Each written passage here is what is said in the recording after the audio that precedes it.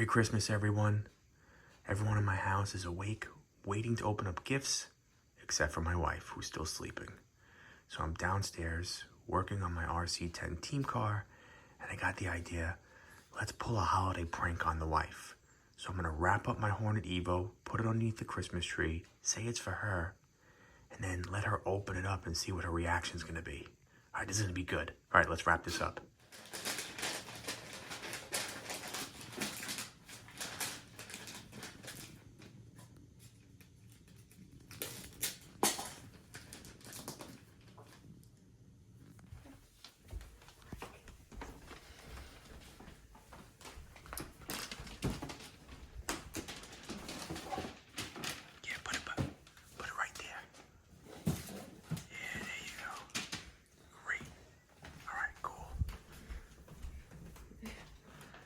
Merry Christmas. No, what the fuck is this? Why am I opening your shit? Why am I this? Why do I want a Tamiya Hornet EVO via scale Mom, RC high it's performance? not for you, it's for Dad. Santa Claus must have got my gift mixed up with you and put your name on Yeah, it. freaking right. This is for you. Mom, you are ungrateful, I'm not gonna lie. Shut up, Jake. Throw this out. What's up and welcome to RC Retro. Yes, that was Christmas. And while my wife likes to give me a lot of grief about the hobby and how much money I spend, I am a little bit of a practical joker and I like to throw it right back at my wife. Don't worry, she's a pretty good sport about it. Here's another example, see for yourself. Georgia, tell me something that upsets you.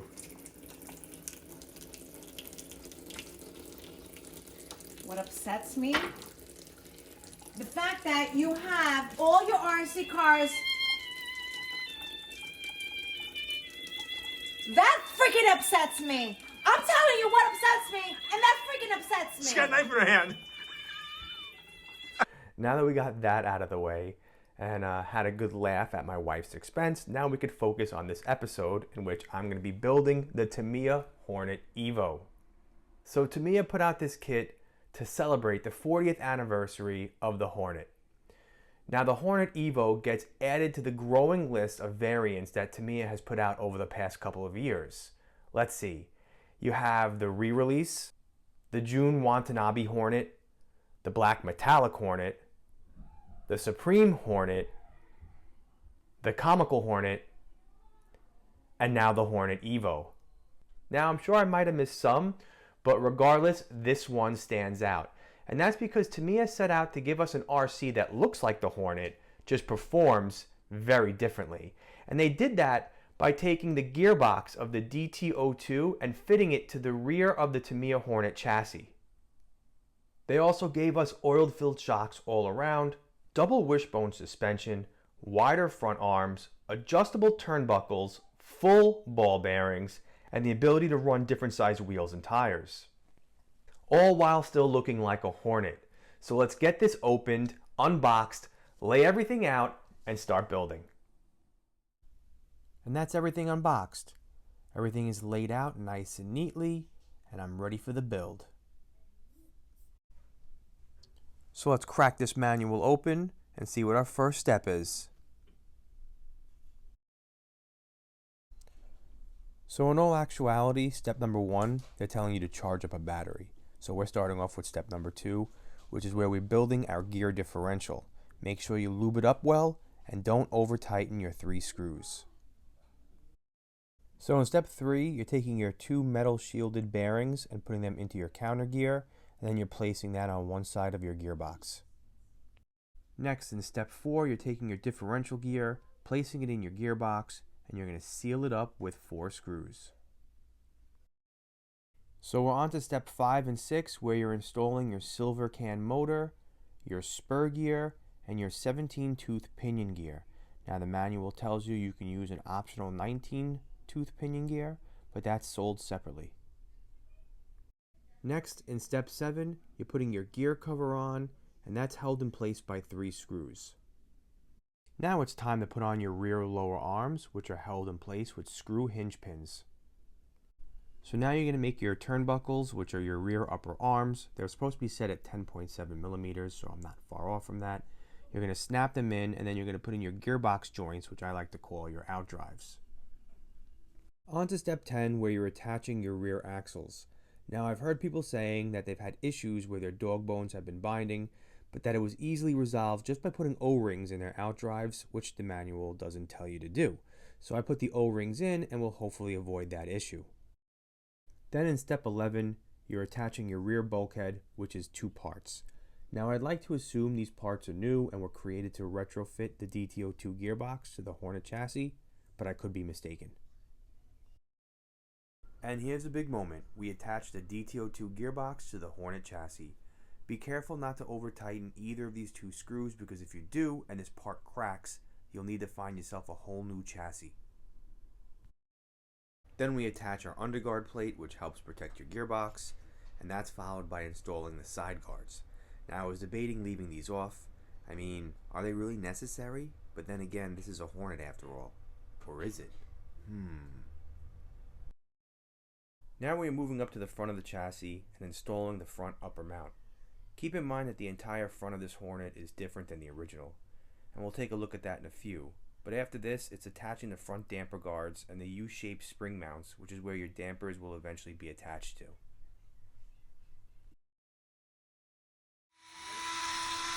Alright, so the manual tells you to drill out a 3mm hole in the servo horn, which is what I'm doing right now.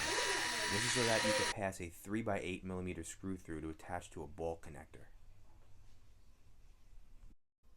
So you get a Hobbywing 1060 ESC with this kit.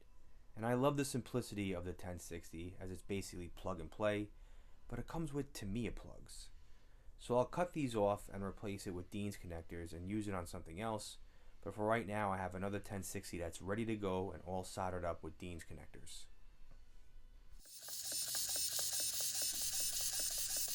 Okay, so the servo works as it should.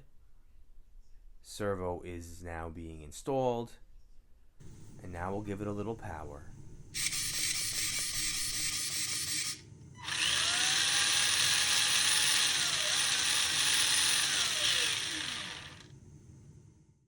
So I'm glad that everything is working as it should. That's pretty promising. And now we're going to move on to installing the rear body mounts. So moving along, we're now building the front lower arms, but as I was building these, I noticed that the front arms were binding, meaning they weren't moving freely, which you can see here, and it's not because of the pivot screw being too tight. I feel like these arms should be moving up and down freely with no resistance. I think it's interesting that none of the other build videos that I watched brought this up. I don't know. Maybe they are supposed to be like this. Could Tamiya have meant for this to be a tight fit? I'm just going to move on with the build, see how it is, and then talk more about this at the end of the video. Then off camera, I assembled the front uprights, which you see me attaching here with pivot screws, and then snapping the front adjustable turnbuckles on. So off camera, I built and attached the front and rear dampers along with the front bumper. As for the front dampers, I built those to kit spec. But as far as the ones in the rear, I've seen many YouTube channels running their Hornets and saying that their rear keeps bottoming out during jumps. So some of those people recommend using a 2-hole piston rather than the 3-hole piston that Tamiya suggests in the manual.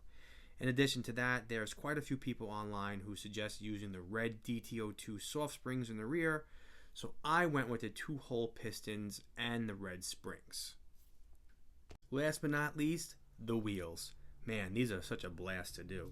Now you can see I painted mine black because, in my opinion, it just looks better with the paint scheme that was done for my Hornet EVO. Speaking of paint scheme, check this out. Here's the body all painted up. Another beauty by my man Larry from Custom RC Graphics. Boy, this one came out sick. Okay, let's get everything on, hit it with some stickers, and cue the music.